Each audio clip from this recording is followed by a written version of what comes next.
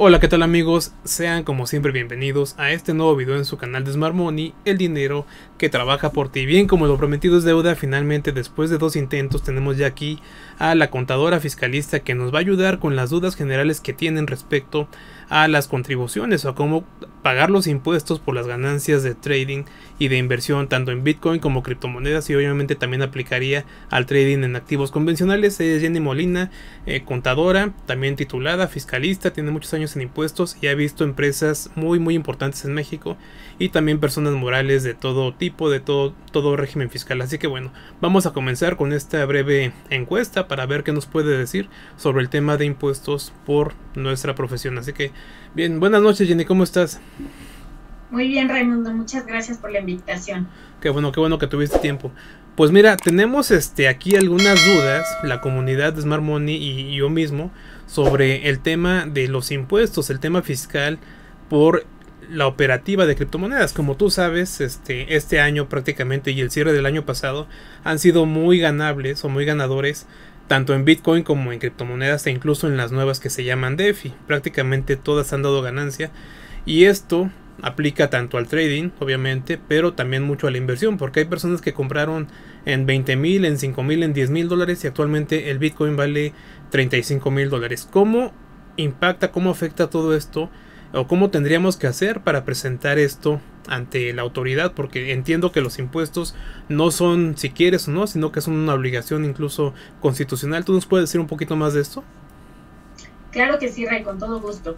Bueno, en efecto, la obligación de pagar impuestos y contribuir al gasto público se rige en la Constitución Política de los Estados Unidos Mexicanos, y a la letra de las leyes secundarias indica que todo incremento al patrimonio tiene que ser enterado al fisco. Algunos ingresos podrían ser exentos, tenemos ciertos límites, ciertos regímenes fiscales, unos más convenientes que otros, pero en general todo incremento al patrimonio, y en este caso las ganancias por inversiones y por hacer trading en criptomonedas, aun cuando la legislación mexicana todavía no tiene una postura o un ordenamiento fiscal específico para este tipo de operaciones, pues tendría que ser enteradas de manera conservadora para evitar problemas con el fisco, ¿no? Más allá de un querer o un deber como ciudadano y como contribuyentes de enterar nuestras ganancias, yo lo vería hoy en día con tanta cacería de brujas que el SAT ha ejercido sobre los ciudadanos mexicanos, como un evitarte problemas serios, engorrosos, que llegan incluso a frenar tanto tus operaciones del día a día como bloqueo de cuentas bancarias y demás problemas a los que nos podríamos enfrentar. Entonces, más allá de un querer o un deber, pues apegándose a la legalidad, yo creo que sería más bien evitarte problemas. Ok Jenny, bueno, como muchos de ustedes ya saben, yo también soy contador, en su momento fui especialista en impuestos al igual que Jenny actualmente, después me desvié del camino, así es que tengo un poquito de noción todavía sobre lo que estamos viendo. En teoría Jenny, esto nos afectaría más que nada al impuesto sobre la renta, porque al no ser todavía ni siquiera claro en el tema de ISR, para el caso, el efecto de IVA, no nos estaría jugando como objeto de ley. Aún así, habría que enterarlo. ¿Cuál es tu punto de vista en ambos impuestos? ¿Cómo se llevaría a cabo el tema fiscal para cumplir con nuestras obligaciones? Y bueno, después de esto seguimos con otras preguntas, pero una pregunta muy importante que hace la gente es: ¿cuál podría ser la consecuencia, la peor consecuencia de no enterar los impuestos, de no cumplir con mis obligaciones fiscales? Ok, en efecto, los impuestos federales más importantes es el ISR y el IVA. En materia de tanto de ISR o de IVA no hay un ordenamiento actualmente que regule las ganancias o las operaciones derivadas de criptodivisas, puesto que no es una moneda reconocida, una moneda en curso legal, ¿no? Entonces, no es una operación de la cual efectivamente sea objeto de ley.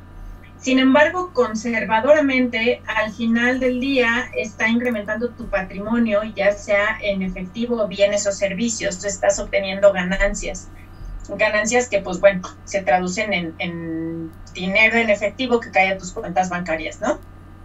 Entonces, ¿cuál sería la peor consecuencia? Hablando, hay diferentes como niveles de las consecuencias o de los riesgos que estás corriendo, iniciando desde niveles de la cantidad de tus ganancias y también el tipo de régimen en el que estés, ¿no? Entonces, como personas físicas, que en especial son el tipo de personas que reciben este tipo de ingresos, como personas físicas, pues puede ir desde una discrepancia fiscal, en la que el SAT, depende de tu actividad y tu régimen, pudiera desde cancelarte sellos temporalmente, en tanto no aclares tu situación, como bloquear tus cuentas bancarias, que pues esto representaría un gran problema, en especial si ahí centralizas todos tus ingresos, ¿no? Porque pues hay personas que se dedican al arrendamiento y aparte a sueldos y salarios y aparte comercializan algo y aparte reciben dinero por criptodivisas. Entonces esto podría representar un grave problema financiero, por lo menos momentáneo, en lo que aclaras la situación. Seguido, pues obviamente de multas, de inicios de facultades de comprobación, que en ellos pues es un proceso que tiene sus tiempos y que tienes que estar sujeto a la información que el SAT te pida, siempre y cuando sea legal, obviamente. Hasta los más graves, que puedas caer ya en un delito fiscal. Hay algunos delitos fiscales que a raíz de la emisión de la nueva ley antilavado ya se tipifican como delitos penales, perdón. Entonces ya llegan a ser incluso delitos que ameritan cárcel, ¿no? Entonces, pues dependerá mucho de tu situación, de tus antecedentes, de los importes, pues que irá aumentando el riesgo. Ok, Jenny, entonces esto, ojo, es muy importante. El peor de los escenarios puede llevarte a prisión el no cumplir con tus obligaciones fiscales, porque como dice Jenny, se puede tipificar como un delito ya tal cual, ¿no? Y digamos que de los más sencillos es que no te vas a evitar pagar los impuestos, sino que vas a tener que pagar actualizaciones, recargos y también en su caso multas, hasta donde yo recuerdo y hasta donde tengo entendido. ¿Qué pasa, Jenny, si por ejemplo yo compré en 2017 en $20,000 porque vi que estaba subiendo con mucha fuerza y al día de hoy no he pagado? ¿Cuánto tiempo tiene el SAT para comprobar mis operaciones? ¿O cuánto tiempo yo me puedo hacer de la vista gorda, no presentar y que el SAT ya no pueda solicitar mi información justamente por esas operaciones? El SAT cuenta con 5 años de facultades de comprobación para exigirte alguna obligación. Sin embargo, esto es, pues, para el SAT una carta abierta a tener créditos fiscales en firme muy fáciles de conseguir o de cobrar. Por lo siguiente, Ray, aun cuando el SAT cuente con 5 años de facultades de comprobación, tú como contribuyente o como persona física normal, pues normalmente vas al día con muchas de tus operaciones. Entonces, a menos que lleves un registro formal, real, de todas las operaciones que vas haciendo, no nada más de trading, o sea, hablando de cualquier tipo de ingreso que percibas. A veces es complicado sacar, por ejemplo, estados de cuenta de 6 meses hacia atrás. Pues imagínate si el SAT al día de hoy, 2021, me pide información 2017, estados de cuenta, facturas, contratos, transferencias bancarias y demás. La verdad es que aun cuando me dieran mucho tiempo, sería muy difícil de juntar esa información, ¿no? ¿En qué se traduce esto? Pues que si yo no le entrego al SAT la información legal que me esté pidiendo, pues llevo la gran desventaja de que evidentemente pues el crédito fiscal que el SAT me imponga va a ser legal y lo tendría que pagar, ¿no? Entonces, el problema es que sí, tienen 5 años de facultades de comprobación, pero pues depende de qué tan ordenado y administrado seas en tu información. Esto podría salvarte a lo mejor de algún problema así. Ok, Jenny, entonces con esto en mente, si yo no tengo cómo comprobar, por ejemplo, desde el mismo origen de los ingresos, porque todo dinero que inviertes tiene un origen, ¿no? Ya sea tu empleo, ya sea cualquiera que sea, siempre y cuando, ojo con esto, obviamente hablamos de ingresos lícitos, ¿no? Lícitos, exacto. Si tú no compruebas ese ingreso lícito, que sea parte de tu sueldo, tu aguinaldo, alguna liquidación, lo que sea, entonces el SAT, al ver un depósito en tu cuenta y tú no puedas comprobar el origen de esos ingresos, pudiera asumir que todo es un ingreso y a su vez entonces causártelo como una base para impuestos.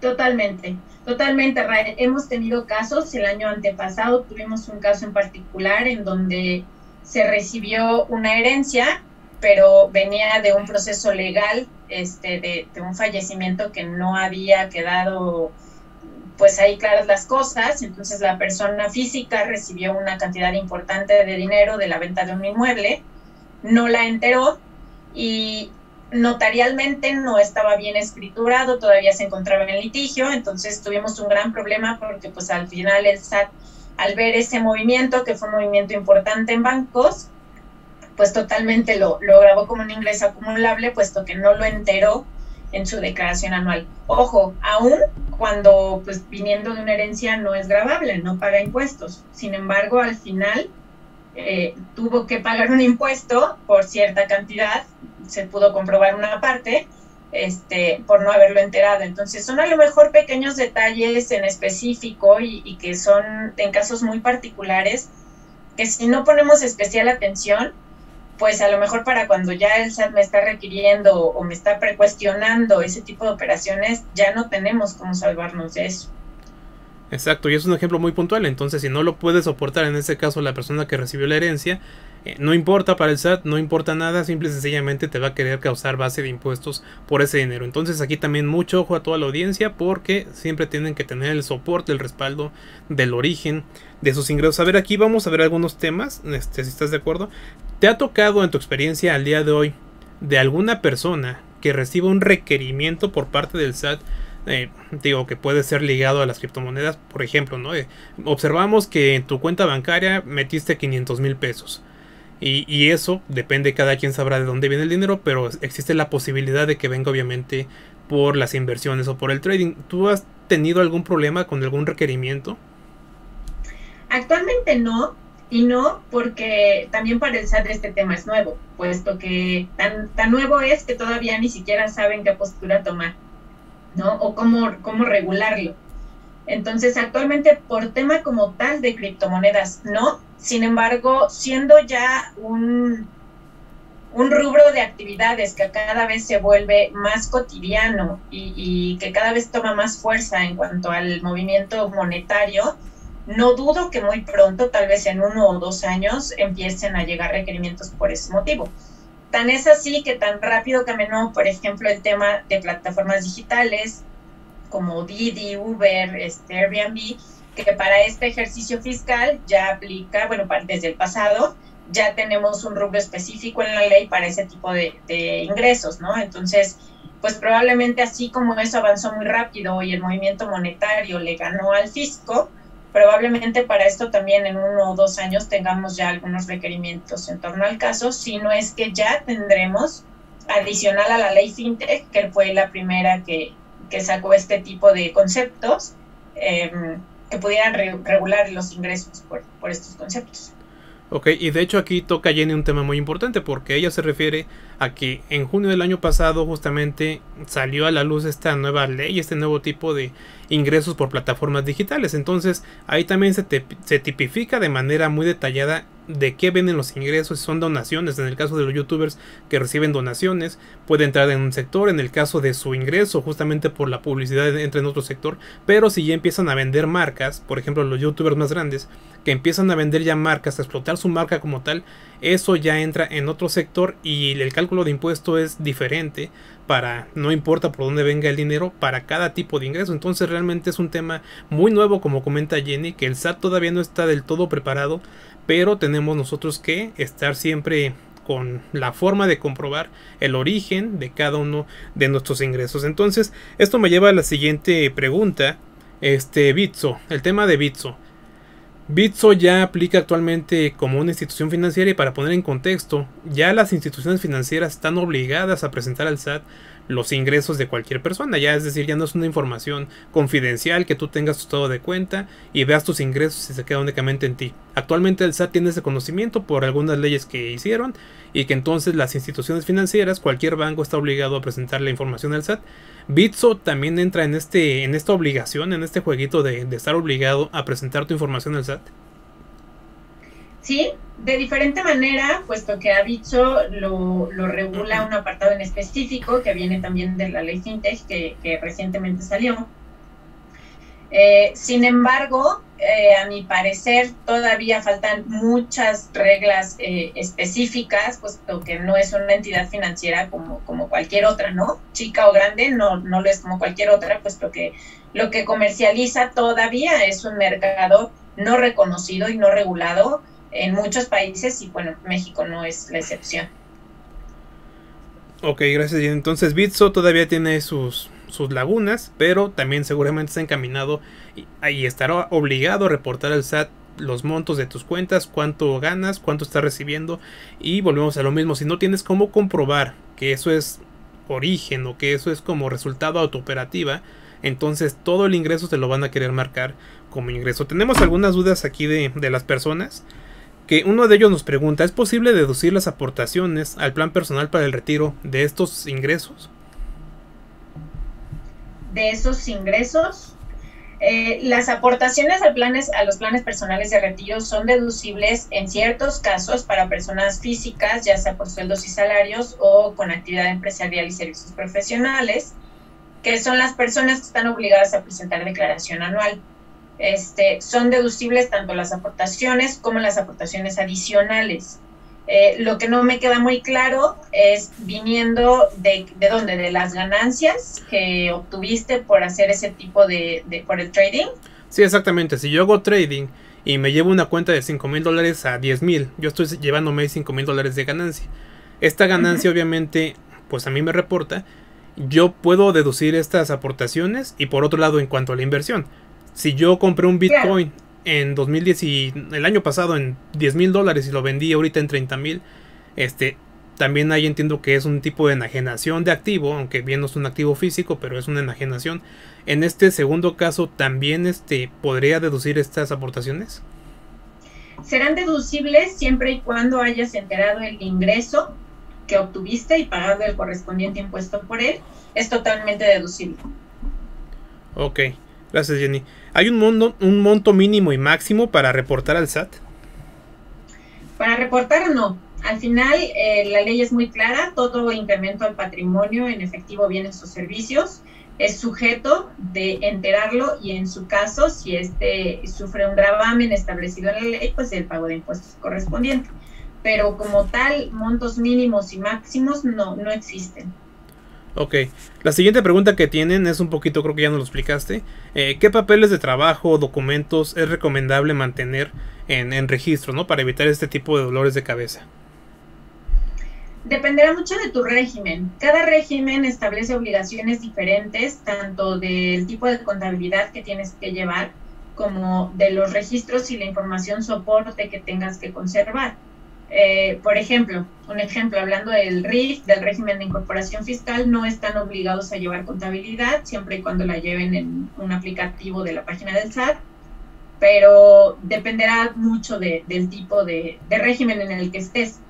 En general, pues yo les podría decir estados financieros, balance general, estado de resultados, conciliaciones bancarias, y bueno, mientras más nos adentremos en la operación y lo complicado que puede ser, depende de tu régimen, pues serán pólizas de registro de diario, libro mayor, todo el tipo de reporteo que en su caso el SAT pediría, ¿no? Ok, y básicamente entonces poder soportar cada operación con un documento, ¿no? Volvemos al origen. Si claro, yo cobré mi aguinaldo, me pagó mi aguinaldo, entonces yo tengo que comprobar que justamente mi origen de esos recursos viene de mi aguinaldo, lo estuve operando y lo multipliqué por 2 por 3, y entonces esto me lleva a una siguiente pregunta, que tal vez es un poquito obvia, pero vamos a ver cuál es tu respuesta. Yo cobré de aguinaldo 100,000 pesos, ¿no? Bueno, no es mi caso porque ni siquiera soy trabajador, pero alguien que haya cobrado 100,000 pesos y que haya duplicado su aguinaldo a través de esta operativa del trading, de la inversión, está obligado a reportar su impuesto o a tomar como base del impuesto los 200,000 pesos que fueron al final, o únicamente los 100,000 pesos que serían su ganancia, su renta neta. Únicamente su utilidad, que en este caso sería la ganancia, los 100,000 pesos, puesto que los otros 100,000 que yo recibí ya como aguinaldo, pues ya están perfectamente respaldados con un CFDI de nómina que me tuvo que haber emitido mi patrón, con la transferencia bancaria correspondiente. Si se pagó el impuesto correspondiente, ya también tendrá que venir descontado en el CFDI de nómina, entonces ya solamente tendría que enterar los 100,000 pesos de ganancia que obtuve. Ok, entonces estamos aquí de acuerdo completamente. El ingreso que se tiene que reportar es sobre la ganancia. Tengo aquí otra pregunta igual de la audiencia que dice: las plusvalías generan impuestos hasta el momento en que se convierten a fiat. O sea, las ventas, la conversión, digamos, de un activo que compré en 10,000 y vendí en 20,000, ¿genera impuestos hasta que lo convierto en fiat o genera impuestos todo el tiempo? ¿Y cómo se determinaría la ganancia si tienen muchas operaciones? Hablando de personas físicas, como las personas físicas acumulan los ingresos hasta que son efectivamente cobrados, en efecto, se calcularía o detonaría un impuesto hasta que efectivamente caiga en tus cuentas bancarias, que es cuando percibes realmente la ganancia. ¿Cómo se calcularía? Entraríamos ya en temas un poco más técnicos de cómo calcular ganancias a tipo de cambio fiscal, tipo de cambio del cierre de la operación, o si ya a lo mejor pasaron de año esas operaciones y demás. Entonces es un cálculo un poco más complejo, depende también en qué rubro lo vayas a enterar. Por ejemplo, la fluctuación cambiaria tiene un método de cálculo en específico, que si lo calculas, pues por ejemplo, nada más de cuánto fue lo que a bancos cayó en pesos o en dólares, eso lo convierto y en ese momento saco la ganancia, ¿no? Entonces dependerá mucho también de en qué concepto vayas a enterar el ingreso, que ese es un tema muy controversial a nivel gremial, porque al no haber una ley que regule estas operaciones, pues es complicado también saber de qué manera lo enteras, que no todos los ingresos se enteran con los mismos conceptos. Ok, bueno, esas son las preguntas que tenía la gente. Y aquí te van 2 o 3 pilones de parte mía. Vamos a poner en contexto a las personas. Una estrategia fiscal consiste en disminuir tu base de impuestos, pero siempre obviamente apoyándote de las herramientas que la misma ley te provee. Es decir, todo dentro del marco legal, del marco de la ley. ¿Hay forma de generar una estrategia fiscal que a mí me determine o me ayude a bajar mi base de impuestos? Sí, sí la hay, por supuesto. Empezamos desde el tema del régimen en el que tengas que tributar. Aquí hay ciertos lineamientos en específico, por ejemplo, hablando de personas físicas, una persona que ya está como actividad empresarial y servicios profesionales, por ejemplo, ya no puede tributar en RIF. Una persona que solamente está por sueldos y salarios, habría que aumentarle obligaciones e incluirla en un régimen en específico. Hay que hacer un análisis puntual de cada caso, porque no todos los casos son iguales y los antecedentes de esos casos tampoco. Porque hemos tenido personas por sueldos y salarios que me dicen: oye, quiero empezar en RIF porque voy a empezar a invertir en criptos. Sí, nada más que estoy en suspensión de actividades porque soy médico y hace 4 años yo emitía recibos de honorarios. Ya no podemos incluirlo en RIF porque ya trae un antecedente de haber estado en el régimen general de las personas físicas, que es con actividad empresarial. Hay ciertos lineamientos que nos van a favorecer, evidentemente. Yo siempre a nuestros clientes tratamos de decirles, en apego a la ley, siempre optamos por lo que más te conviene fiscalmente, pero también en cuanto a tu operación. ¿Cuál es el costo-beneficio? Hay algunos regímenes que a lo mejor me hacen pagar una tasa más alta de impuestos. Sí, pero a lo mejor si yo no estoy en ese régimen, no puedo dedicarme a lo que me dedico, ¿no? Entonces siempre hay que ver todas las circunstancias alrededor de los lineamientos fiscales para ver cuál es la que mejor encaja. En este caso, por ejemplo, yo siempre les he recomendado a quienes inician o a quienes ya tienen tiempo invirtiendo en cripto, que inicien en el RIF. ¿Qué es el RIF? El régimen de incorporación fiscal. Lo que anteriormente, hace algunos años, eran los REPECOS, régimen de pequeño contribuyente, que es un régimen de transición. Solamente puedes ubicarte ahí 10 años y después pasas al general de ley. Sin embargo, ¿qué sucede en esos 10 años? Aparte de tener una condonación de impuestos, iniciando con el 100% y disminuyendo 10% gradualmente cada año, yo creo que es un tiempo perfecto en el que tú puedes vislumbrar tu operación, saber si realmente eres rentable o ya no vas a tener esa actividad, en el que también a lo mejor en esos años, no en 10, pero sí en un corto plazo, podemos esperar qué va a decir el SAT de este tipo de actividades y tener claras las reglas del juego. Pero mientras, pues ya te ahorraste algo de impuestos, ¿no? aparte de que te permite tener otro tipo de actividades siempre y cuando no sean profesionales, que no requieran un título profesional. Tiene sus pros y sus contras. Por ejemplo, el RIF no presenta declaración anual, entonces no tienes derecho a las deducciones personales autorizadas, como el tema que me preguntaban de las aportaciones para el retiro. No te permite tributar en RIF si tus ingresos son mayores a 2 millones de pesos. Entonces, hay ciertos casos en los que se recomiendan más unas estrategias que otras, viendo todo lo que hay alrededor en la operación de esa persona. Entonces, sí se tiene que analizar cada caso puntualmente. Ok, entonces con esto entendemos que vamos de lo general a lo particular, porque no es lo mismo una persona que, como bien dices, va empezando y todavía puede tributar en el RIF porque sus ingresos son menores a 2 millones y todos los ingresos son por esta actividad. Ese sería obviamente el régimen que más le convendría a esta persona. Pero si hay alguien que tiene ingresos por arrendamiento o ingresos por servicios profesionales, entonces ya son casos más particulares que se tendrían que analizar a detalle de forma completamente individual, ¿verdad? Exacto. Ok, la última pregunta que tengo aquí ahorita por hacer es, yo tengo que reportar de la misma manera ante el SAT mi ingreso, si es por trading o si es por inversión, porque bueno, las personas aquí en Smart Money ya saben que son dos actividades completamente diferentes, que el trading consiste justamente en operar las variaciones de los precios tanto al alza como en corto, a la baja, y poder ganar beneficio de ambas movimientos, ¿no? Para arriba o para abajo. Y la inversión obviamente requiere que necesariamente el precio tenga un incremento en su cotización para que tengas una rentabilidad. Yo tendría que enterarlo de la misma manera o también se maneja de dos formas diferentes por cada, digamos, especialidad. Actualmente varios colegas, bueno, a nivel gremio, la verdad es que no, o sea, no haber una regla clara o un concepto como ingreso acumulable por estas operaciones, hemos tomado posturas. Entonces creo que las posturas a lo mejor van lo más apegado a la posibilidad de que en algún momento así sea. Existen tres conceptos principales en el que hemos coincidido muchos contadores o la gran mayoría, incluso despachos grandes, que los primeros son intereses, la segunda es fluctuación cambiaria y la tercera es otros ingresos. En mi particular punto de vista, la fluctuación cambiaria no sería recomendable, puesto que la fluctuación cambiaria te habla precisamente del cambio del precio en la moneda.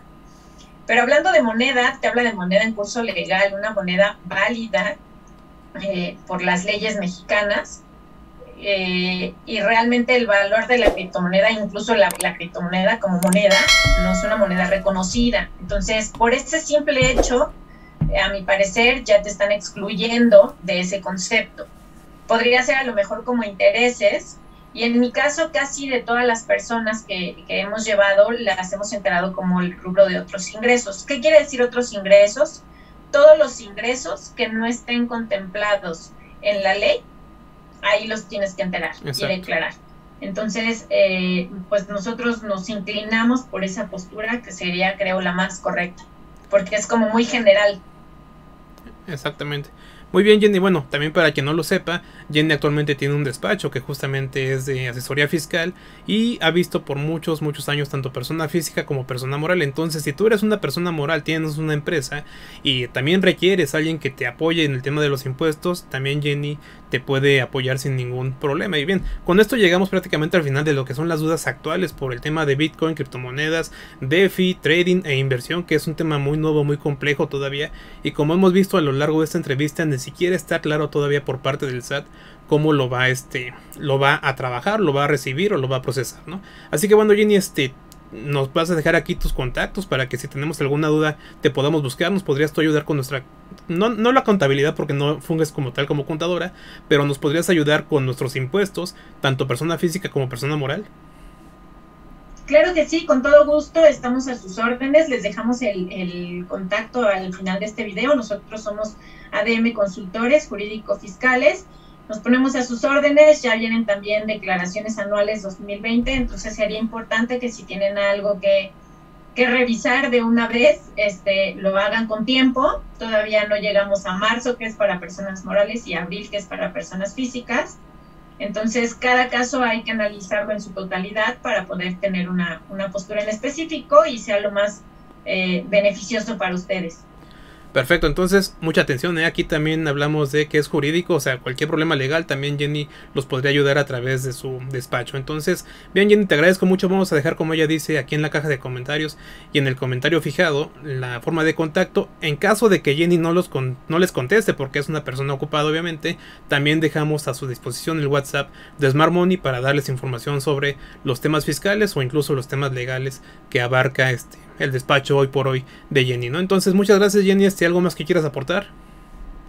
Sería todo, muchas gracias a ustedes, a la audiencia por el interés en este tipo de temas y bueno, siempre recuerden asesorarse con profesionales antes de dejar pasar el tiempo o de tomar decisiones que después pudieran ser más caras. Exactamente, profesionales como en el caso de Smart Money, ustedes han visto que nosotros hacemos el dinero y ya ella que se encargue de nuestros impuestos. Muchas gracias a todos por su atención, nos vemos en un siguiente video. Yo soy Raimundo Tapia, el trader profesional que está de tu lado, y esto fue Smart Money, el dinero que trabaja por ti. Nos vemos en la siguiente ocasión.